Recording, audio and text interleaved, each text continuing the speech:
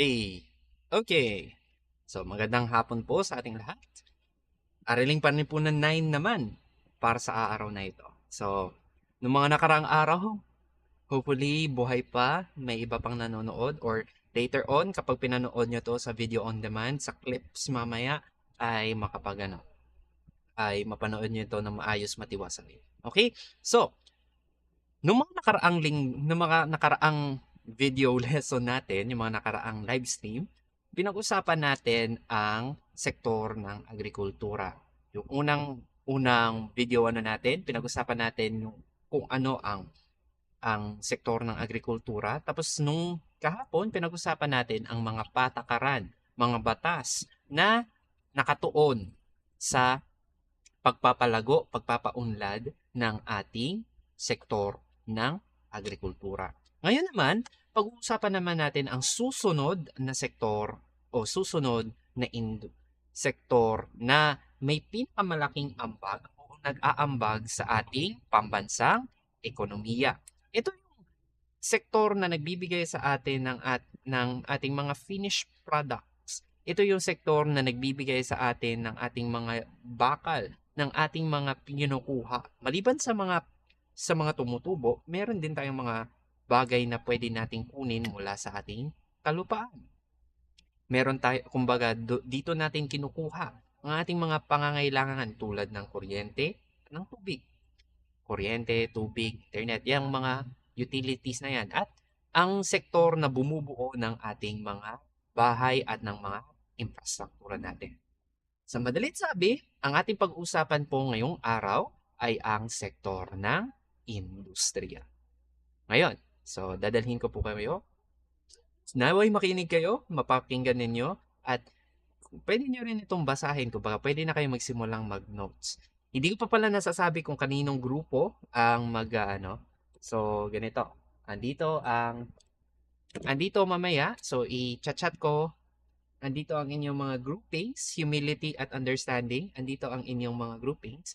So, mamaya, i-chat ko sa inyo kung kaninong grupo ang nakaatas nga gumawa ng kit ng reviewer para sa na ito. Okay? So, ang ating pag-uusapan ay ang sektor ng industriya. Sige. Bigyan sa saglit muna, mag-aano ako ng isasend ko sa inyong mga group chat. Ito sino ang maggagawa ng ating ng reviewer, kaninong grupo ang gagawa ng reviewer para sa sektor na ito. So, para sa understanding, ito, mali, humility pala. Para sa humility, ito, kayo, ang grupo nyo ang gagawa. Ito, sa grupo nyo, kayo ang gagawa ng reviewer. Para naman sa understanding, kayo naman ang gagawa. Okay? Pero, hindi kayo ang gagawa ng reviewer, ha? Hindi na kayo makikinig sa live stream na to, ha? Ito ang kanilang group output. Pero, importante pa rin na kayo ay makikinig sa ating talakayan, sa aking i-kwento sa inyo. Kwento pa naman ito. Sana maging kayo. Sige. Sana ay maintindihan ninyo kung ano ang ating pag-uusapan ngayong. So, pag-uusapan natin ngayon, module 3 natin ay ang sektor ng industriya. Ngayon, ipapakilala ko muna sa inyo ano ang sektor ng industriya. Ito ang sektor na binubuo ng iba't ibang uri ng mga gawain na may kaugnayan sa pagproproseso ng mga raw materials, paggawa ng mga kalakal, pagbibigay ng mga serbisyo at pagbibigay ng mga serbisyong pang-industriya. Kapag pinag-usapan natin ang mga industriya, pag pinag-usapan natin ang sektor ng industriya, diyan na po tayo pumapasok sa pagproproseso. Nung kahapon at nung isa pang araw, pinag-usapan natin na ang sektor ng agrikultura, meron silang mga inilalabas na mga raw materials. May mga nagagawa silang raw materials. Pero ang sektor ng industriya, ang isa sa mga nagproproseso nito. Bumubuo naman ng raw materials ang industriya, as you can see later. Pero, proseso ng raw materials, paggawa ng bagong kalakal at pagbibigay ng mga serbisyong pang-industriya. Ngayon, meron tayong 4 na subsector o industriya na pasok dito. Kumbaga, industriya ng industriya. Ilagay na lang natin as subsectors para hindi tayo malito. Una ay ang manufacturing. From the word itself, manufacture, gumagawa tayo ng mga produkto. Physical process man, kumbaga minamanipulate natin physically or binabago natin siya chemically. Next, meron tayong construction. Ito yung pagtatayo ng gusali, infrastruktura, physical structures. Gumagawa ng mga building, ng mga bahay, ng iba't iba pang mga construction projects. Susunod, mining at quarrying. Pagmimina, pagkakwari ng ating mga pagkakwari. Para ano? Para makakuha tayo ng mga mineral na galing sa lupa. Again, resource pa rin yun. Kaya dapat isa yun sa mga resources na pwede nating kunin. At ang panghuli ay ang ating mga utilities. Ano to yung mga utilities, sir? Yan yung mga produksyon ng ating mga utilized na bagay kagaya ng kuryente, tubig, gas na natural gas, LPG, maging na rin ng iba pang mga ginagamit natin sa ating araw-araw na mga proseso.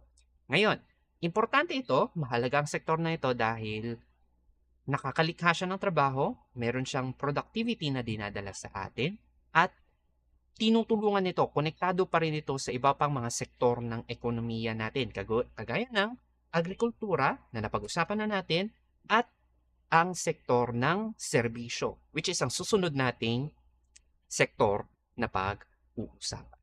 Ngayon, isa-isahin natin ang mga bahagi ng sektor ng industriya. Simulan natin sa pagmimina. So, itong mga nasa stats, yung mga graph na yan, na maring hindi nyo makita sa YouTube, pero makikita nyo sa photo version ng module na ito, yan yung bahagdan kung paano nahahati, ilang percent ng subsector ng pagmimina ang nakadedicate sa ganitong proseso. Pero sa loob ng pagmimina, kumbaga anong ginagawa sa pagmimina, doon natin kinukuha ang ating mga metal, di-metal, at mga pang-enerhiyang mineral para magamit natin siya. So, pag sinabi nating metal, yun yung mga natin, copper, gold, silver, mga kung anong mga metal na ating minimina mula sa ating mga minahan. Tapos, pag pinag-usapan rin natin, pag di-metal, doon tayo pumapasok sa salt, mga asin, mga other pang mga materyales, at yung pang-enerhiya. Kapag pinag-usapan nating enerhiyang mineral, doon tayo pumapasok sa coal, natural gas, crude oil. Lahat ng yan ay pasok sa industriya, sa subsektor ng pagmimina. Kung saan, kinukuha natin yung mga mineral na yon at idinadaan natin siya sa proseso para magamit natin. So, kumbaga, kapag may mga minero na kumukuha ng ginto, pasok sila sa pagmimina. Kapag sila ay nagre-refine ng ginto, pasok pa rin sila sa pagmimina. Kapag bumubuo sila ng kanilang bagong ng mga bakal o tornilyo para sa kotse, parte pa rin siya ng pagmimina. So kung titingnan natin, itong mga datos na ito ay galing sa Philippine Statistics Authority, PSA, mula sa Annual Survey of business establishments. Malaking bahagi ng subsector ng pagmimina ay nasa quarrying of stone, sand, and clay. So kumbaga, kumukuha ng lupa. Meron ding pagmimina ng iron ores and non-ferrous metal ores. Ibig sabihin, nagmimina sila ng bato na pwedeng pagkuhanan ng iron, ng nickel, ng copper, ng iba pang mga non-ferrous metal ore. Tapos, meron ding support activities for petroleum and gas extraction. So, kumbaga yung gumagawa ng mga pipeline para makapagsimula ng gas extraction. Tapos, yung ilang bahagdan dito, yung ilang mga parte, ay nakatutok na sa pagmimina na ng ating mga natural energy sources. Ng ating mga energy sources, kagaya ng coal, crude oil, at natural gas. Yan yung mga establishments. Kumbaga meron daw, noong 2021, merong 313 na establishments o kumbaga kumpanya na kasama sa subsector ng pagmimina. At ito yung pagkakahati-hati nila. So, yung mga nakukuha nila ay nakukuha nilang produkto, hilaw man, o hilaw, kumbaga iron ore, normal lang, or mga naproseso na nila, lahat ng yan ay dagdag na kita para sa ating bansa. Ngayon, punta tayo sa sunod. Meron tayong mga mineral na pwedeng nakuha. Doon naman tayo sa susunod. Paano natin siya gagawing mas? Gagawa tayo ng ibang mga produkto. We will manufacture new products. Dito papasok ang ikalawang subsector natin, ang sektor ng pagmamanufaktura or manufacturing. Ang manufacturing ay tumutukoy sa paggawa ng mga produkto sa pamamagitan ng manual labor o mga makina. So kung meron kang raw material, which is galing sa pagmimina o galing sa agrikultura, kapag ginawa natin siyang bagong produkto sa pamamagitan ng manual labor, ibig sabihin mga tao ang gumagawa o mga makina, mga robot, mga ganyan, parte po yun ng pagmamanufaktura.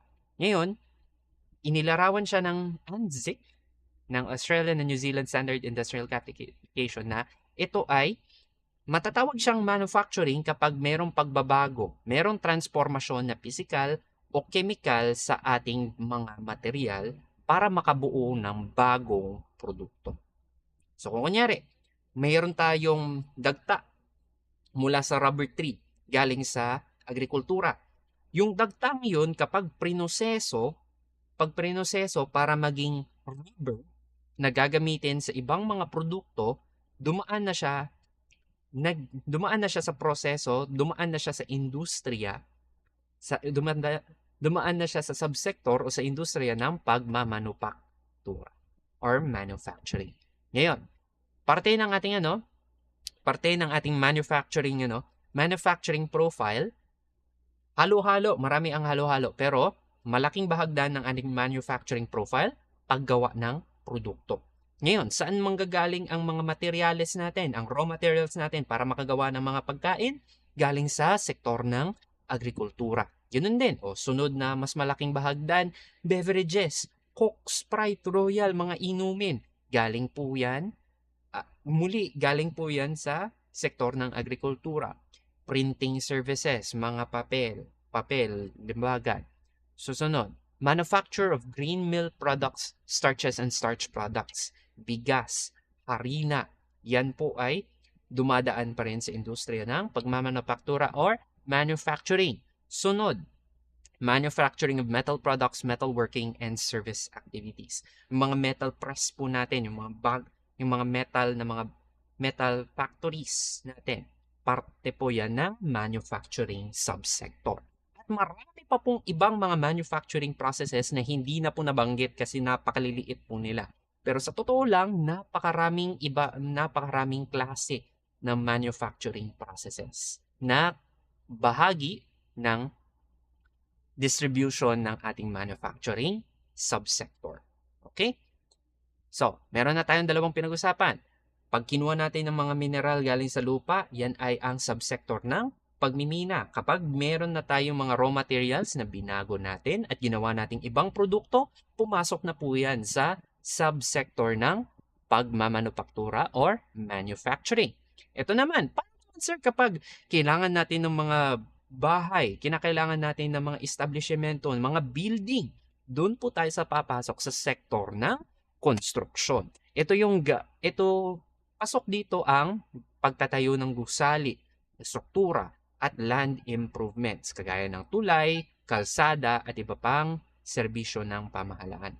So, kapag gumawa ng tulay, konstruksyon. Kapag gumawa ng bahay, konstruksyon. Kapag gumawa ng mga building, lahat po niyan ay sa konstruksyon. Kasama rin dito yung mga, hindi lang siya yung basta, pag sinabi natin konstruksyon, hindi lang rin yung sektor o yung mga negosyo na bumubuo ng mga building. Kasama rin doon yung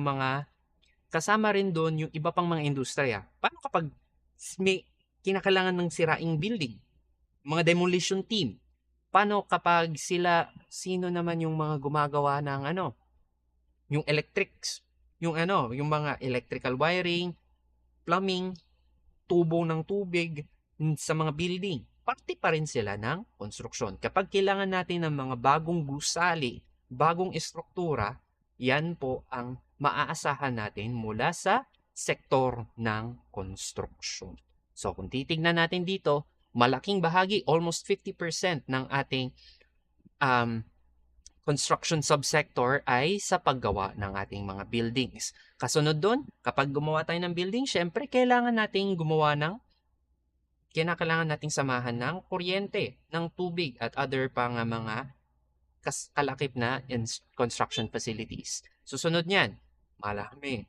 Ito, madalas na kinukuha ng ating gobyerno, construction of roads and railways. Ngayon, palaki po, unti-unting binabalik ang ating mga riles ng tren. Sana mabilis na mabalik ating riles ng tren dahil isang malaking tulong po 'yun. Tapos, other civil engineering projects, utilities, building confusion. Lahat ng tungkol sa paggawa ng mga bagong gusali, kasama yan sa subsector ng construction. At ang panghuli ay ang ating mga utilities. Utilities, kuryente, gas, tubig, at sa totoo lang pumapasok na rin po sa air conditioning. Kasama po sa utilities sector ang paggawa ng mga air conditioning units po. Kumbaga, ang pagpapakabit ng mga aircon. Maraming mga kumpanya ngayon ang kasama sa Yun, patok na patok po. Pero sa totoo lang, mahirap din na Ito'y binubuo ng mga kumpanya na ang pangunahing layunin ay matungulunan ang pangangailangan ng mga mamamayan. Kailangan ng mamamayan, kailangan ng mga tao ng kuryente, kailangan ng tao ng tubig, kailangan ng tao ng gas. Yan po. So kung iisipin, pasok sa subsector ng utilities, yung mga electric cooperative natin. Shout out dyan, Banelco. Mabuti hindi po kayo nagba-brownout ngayon kahit na napakainit. Very reliable ang ating reliable po ang ating kuryente ngayon. Wala pang brownout. Shout out sa Bremancore at sa Bantayan Water. Kaya lang alam ho nating nahihirapan po sila ng sa tubig dahil sadyang napakahina na po ng halos walang water sources po. Tapos, yung gas, madalas ay yan yung binibili nating mga LPG, butane, pero sa totoo lang dapat LPG po, wag yung mga yung mga maliliit na bote lang. Pang lang po 'yon, pang camping. Pero kung yung araw-araw na luto, mas magandang LPG po ang ating gamit. Mas safe. Ito yung paglalatak. Kasama dito, kumbaga, kasama dyan yung lahat ng kailangan para ma-distribute yung ating mga pangangailangan. So, pag pinag-usapan natin ang industriya ng utilities, hindi lang to basta, kunyari, pag pinag-usapan natin sa kuryente, sino yung gumagawa ng kuryente? Sino yung mga power plants? Sunod, sino yung kumpanya na nagdi-distribute ng kuryente? Diyan papasok yung NGCP, National Grid Power Corp. NGCP, National Grid Corporation of the Philippines. Kumbaga, ikino-connect nila yung mga power plants sa mga distribution. Kumbaga, meron silang distribution networks. Sila ang nagmamanda nun. Tapos, transmission pala sila. Tapos, doon napapasok si Meralco, Banelco, yung mga electric cooperatives natin, sila na po ang distribution. Sila na mula sa mga power plants, nakuha nila mula NGCP, o kung sa mismo direkta galing sa mga power plants katulad ng sitwasyon dito sa Bantayan, ang distribution networks naman, sila yung mga nagkokonekta na ng kuryente mula sa mga linya, sa mga poste nila, papunta sa mga bahay. Yan po ang kasama sa utilities natin. Ganun din sa tubig. Kumbaga, um, actually, sa Maynila, Maynila o sa ibang mga may mga dam. Yung mga dam ang nagsusupply ng tubig, tapos yung mga water utilities, sila yung distribution network. Sila ang nagdi-distribute kung sino ang mga konsumidor ng tubig. Ganun din sa gas. Ito ay bilang paniniguro. Kumbaga lahat sila ang naglalatag ng teknolohiya ng mga kailangan para maihatid ang mga nararapat na serbisyo para sa mga tao. Again, kailangan nilang masiguro na ang lahat ay naaabot ng kanilang serbisyo. Kasi hindi pwedeng walang kuryente. Sa totoo lang, may mga ibang lugar pa rin, malalayong lugar na talaga walang kuryente, pero ito ay isa sa mga pinaka-importante. Pag may kuryente, unti-unting umaangat ang buhay kasi mas marami ka na nagagawa sa gabi, mas may na-extend ang productive hours ng mga tao kapag may ilaw, kapag may kuryente. Ngayon, bakit mahalaga? Tingnan natin. So, napag-usapan na natin anong sektor ng industriya, ano ang mga parte ng sektor ng industriya. Ngayon, punta na naman tayo sa ano ang kahalagahan nito. Bakit mahalaga ang sektor ng industriya? Ngayon, tingnan natin. Kapag ang isang bansa ay na-industrialize o nagkaroon ng maraming industriya sa loob ng isang bansa, naipagpapatuloy nito na ikokonekta ito sa bansang kaunlaran. Madalas kasi karamihan naman sa mga bansa, nagsimula sa pagiging agrikultural.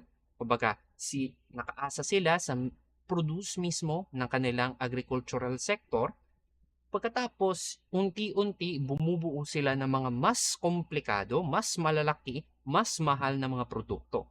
Diyan na pumapasok ang pag-angat ng ating mga industriya. Yan yung tinatawag natin na industrialization. Ngayon, ito yung sinasabi ng modernization theory ni Walt Rostow na ang kaunlaran ay matatamo kung susundan ang mga proseso na dinaanan ng mga mauunlad na bansa.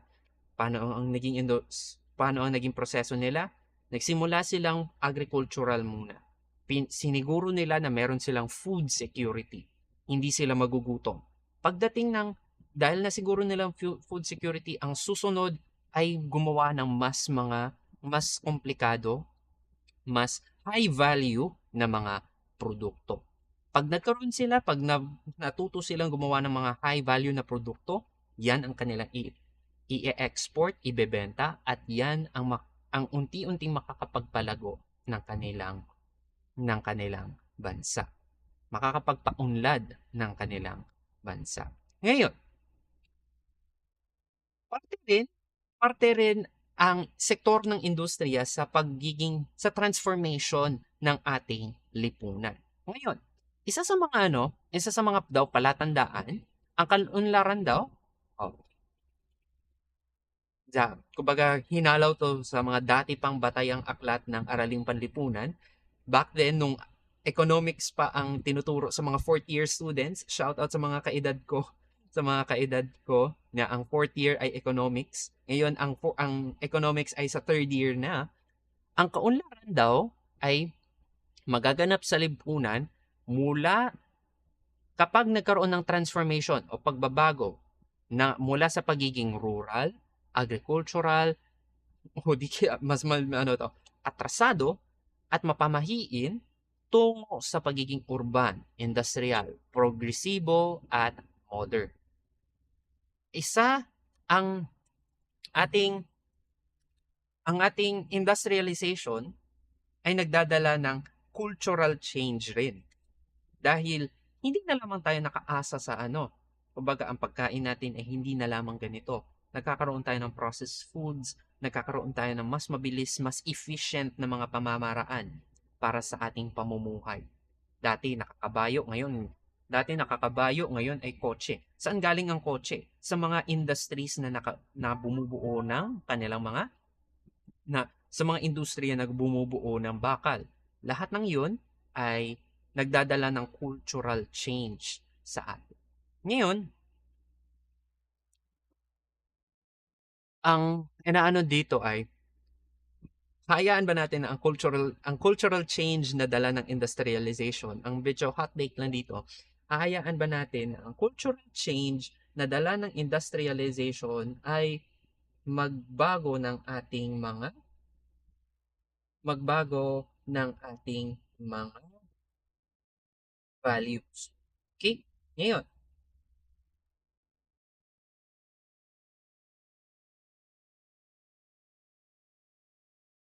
ngayon, tingnan natin. Ang konsepto ng ang isa naman pag ano natin, kumbaga dito tayo iikot sa konsepto ng industrialisasyon. Ang konsepto ng industrialisasyon ay hindi lang basta paggamit ng makinarya o pag-unlad, paglaki ng ating mga industriya, kundi pagbabagong teknikal na sinasabayan ng pagbabagong kultura, panlipunan at pansikolohiya. Kumbaga hindi na tayo basta umaasa lang, basta umaasa lang sa ating hindi na lang tayo basta umaasa lang sa ating mga produce, kundi lumalapad na rin ang ating mga pinagkukunan. Kumbaga nagkakaroon ng change sa ating mga patterns, sa ating consumption patterns mismo. Nagpapakita ito ng pagtanggap sa isang kaayusang teknolohikal na sa halip na panatilihin ang isang kaayusang tradisyonal kung saan ang pinakatayak na katibayan ng industriyasyon ay ang pag-ikot ng industrial na paggawaan at mataas na bahagdan ng mga taong kabilang sa lakas paggawa. Kumbaga, hindi na lang tayo basta hindi na lang like tayo basta producers lang. Tayo ay gumagawa na rin ng mas mataas na mga value, ng higher value na mga produkto. Hindi na lang tayo basta gumagawa ng bigas. Gumagawa na tayo ng rice cakes, gumagawa na tayo ng mga produkto ng mga harina na mula sa ating mga nakukuha. Ngayon, importante siya dahil importante ang ating sektor ng industriya dahil ito mismo ay isang cultural, kumbaga isa siyang factor for the change of our culture. Doon po pumapasok ang kahalagahan ng industriya. Kumbaga, lumalagpas na tayo mula sa pagiging tradisyonal na pagsasaka, umaangat ang estado ng ating buhay. We become more, quote-unquote, more modern. We rely more on our technologies. We rely more on our industries. Ngayon, ito yung isa sa mga ito ang kumbaga isa sa mga hamon, isa sa mga challenge na mga kahinaan na hamon ng ating sektor ng industriya. Dito sa Pilipinas, medyo magulo ang patakaran. Inconsistent ang patakaran. Ngayon, pag siyempre, ikaw nga investor, kung ikaw ay may pera at gusto mong palaguin ang iyong pera, kung meron tayong foreign investment, gusto mo, mag-invest ka sa madali lang para sa'yo. Pero, yun kasi ang problema sa Pilipinas. Hindi po tayo 100% open for foreign investment. Ngayon, dahil mas simple ang business regulations po sa ibang mga bansa katulad ng China at Vietnam, dagdagan pa na mas mura ang kanilang lakas paggawa, kumbaga ang kanilang minimum wages, mas mura. Ikaw na investor, mapupunta ka sa pupunta ka sa mas mura. Ang iyong production ay mapupunta sa ibang mas murang lugar. Dahil medyo inconsistent pa ang ating patakaran dito sa Pilipinas. Isa rin, kulang ang pamumuhunan, kulang ang investment talaga dito sa Pilipinas. Kaya hindi tayo makapagpaunlad ng ating mga teknolohiya at mag-diversify ng ating mga produkto. Sa kabilang banda, kung iaano natin, isa sa mga economics masterclass rin talaga, ang China, na umunlad ang kanilang teknolohiya, napaka-diverse ng kanilang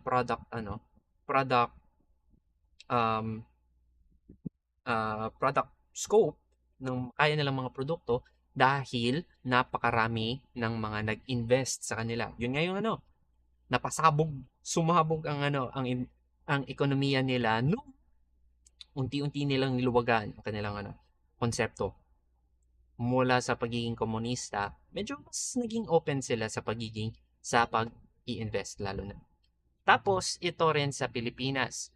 Yung mga nakaraang taon nung meron pang giyera sa Mindanao, siguro talaga mahirap ang industrial progression, ang pag-progress ng ating industriya dahil sa economic volatility, macroeconomic volatility. Pinag-usapan natin nung nakaraang quarter, hindi po ba ang economics na pang sambaha sa kumbaga pambansang economics, ganon. Kapag may mga pagbabago, kapag may mga problema na national level ang problema, pag may political instability, syempre hindi rin nawawalan ng kumpiyansa ang ating mga mamumuhunan. Again, so magtutuloy ang cycle dahil kulang ang pamumuhunan, kulang rin ang paglago ng mga industriya na ito. So, nagpatong-patong na. Ngayon, again, marami ang gustong, kumbaga, malaking bagay na merong malagong industriya or malago na industrial sector ang isang bansa. Isa sa mga pinakamalaking industrial sectors ay maliban sa China, USA. On the industrial age na sila. Marami sa Europe, lumagpas na sa pagiging agricultural, industrial na rin sila. Bakit? Ngayon, ano ang epekto nito sa mga bansang ito? Siyempre, kapag kapag industrialized na ang isang bansa, matuturing silang medyo maunlad dahil mas mataas na kanilang produksyon at mas marami na silang kita. Pero, meron itong negative effects. Una, sa kapaligiran. Marami sa mga industrial countries ay top polluters din. Mga top polluters. Tayo, Pilipinas, medyo papunta na tayo sa pagiging industrial. Pero, malaking sa mga industrial countries, marami po sa kanila ang mga polluters dahil sila po ay heavily reliant sa kanilang mga industriya. At meron ding pagbabago sa kanilang kultura. Kumbaga, the value of manual labor. Yun kasi, isa sa mga pinakamagandang nai-instill ng agricultural culture ay yung work habit talaga. Pero pag pumasok ng industrialization, medyo bumababa. Tapos, isa pa sa mga hamon nito, may dalang problema rin ito, pagtaas ng polusyon, hindi pantay-patay sa pag-ekonomiya, economic divide, ang mga mahihirap mas lalong humihirap, ang mga mayayaman mas lalong lumayaman, at pagbawas ng komunidad dahil sa kompetisyon. Kumbaga, marami nang nagko-compete na iba't ibang mga industriya. Meron ding epekto ito sa edukasyon. May ilang mga bansa na dahil may mga malalaking industriya, doon imbis na magpatuloy sa kanilang pag-aaral, kumbaga ipagpatuloy ang college, ang ibang mga bata, kahit hindi nga high school graduate sa mga African countries, napupunta sa mga industriya para magtrabaho. Kumbaga, dahil lucrative, dahil nakaka-engganyo na magtrabaho sa mga malalaking industriya, mga malalaking pabrika, imbis na mag-aral, imbis na magpalago palalo ng human resource ng isang bansa, napapadpad sila sa industrial sector. Ngayon, sa totoo lang,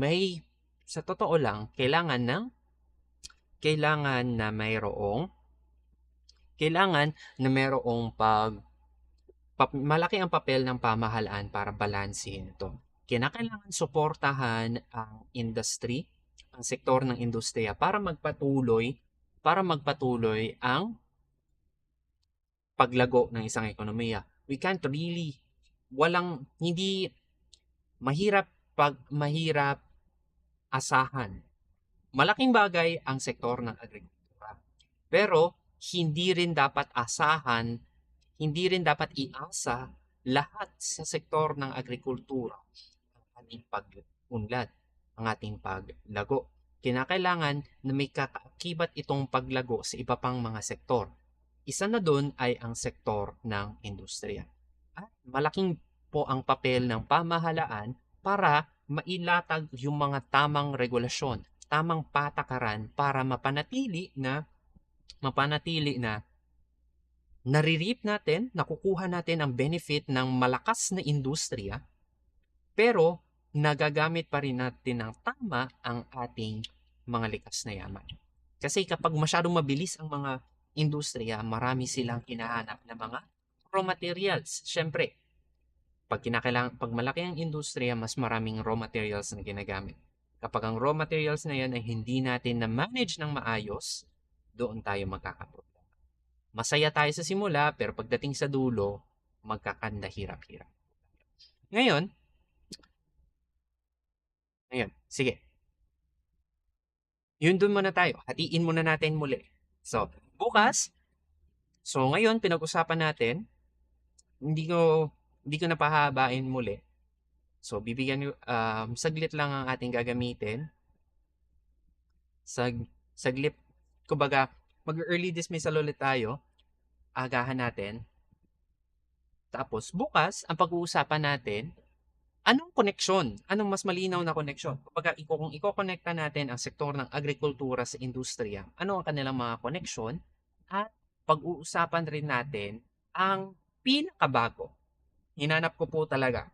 Ano ang mga pinakabagong patakaran at programa ng ating bansa, ng ating pamunuan, ng ating pamahalaan upang palunlarin ang sektor ng industriya. Pag-uusapan natin ang Philippine Development Plan 2023 to 2028 sa susunod na araw bilang pagtingin sa kung ano ang mga patakaran at programa na ginagawa ng ating pamahalaan upang mapaunlad ang sektor ng industriya.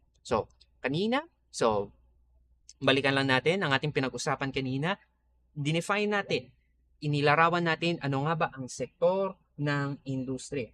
Pangalawa, tinignan natin ang mga subsektor o mga industriya na nasa sektor ng industriya. Meron po tayong 4. Pagmimina, pagmamanufaktura, construction, at utilities. Sa English, mining, manufacturing, construction, at utilities. Yan po yung 4 natin po.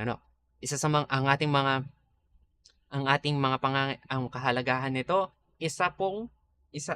kung ating susumahin, ang sektor ng industriya ay isang malaking factor for a cultural change sa cultural and living standards change sa isang bansa. Pero hindi natin nahihirapan tayo dahil sa Pilipinas merong inconsistent na patakaran, nagkukulang ating pamumuhunan at merong instability, volatility dito sa ating bansa. Bukas pag-uusapan natin ang ugnayan, paano natin makokonek ang sektor ng agrikultura at industriya, at ano ang pinakabago na patakaran at programa ng ating pamahalaan upang mapaunlad ang sektor ng industriya. Okay. Hindi ko alam kung malinaw ang boses ko. Medyo nakakagulo, minsan maingay po sa labas. Pero, yan po ang ating mga napag-usapan ngayon sa Araling Panlipunan. Bukas, pag-uusapan natin muli ang sektor ng industriya at ano ang mga patakaran ng ating pamahalaan upang paunlarin ang mga ito. Okay? So, 4:50 na, hopefully. So, pagkatapos ng araw na ito, hopefully ngayong araw, may publish ko yung 2 video, yung magkahiwalay na video para sa Science 9 at sa API 9 para pwede ninyong panoorin. So, bukas, hopefully Meron pang mga pagbabago, hindi ko pa alam. Tinitingnan ko pa kung ano ang mangyayari sa atin, kung magpapatuloy ba tayo sa ating online live class at ano ang ating mga gagawin sa mga susunod pa. Kanina, sinend ko na sa group chat, pinicturan ko na kung kaninong grupo ang gagawa ng reviewer cards para sa sektor ng industry. Okay? So yun na lamang po. Maraming salamat sa lahat ng nanood. Maraming salamat sa lahat ng manonood pa. At sana'y may natutunan kayo ngayon, sa hapon o sa araw na ito. Muli, maraming salamat. Hanggang sa muli.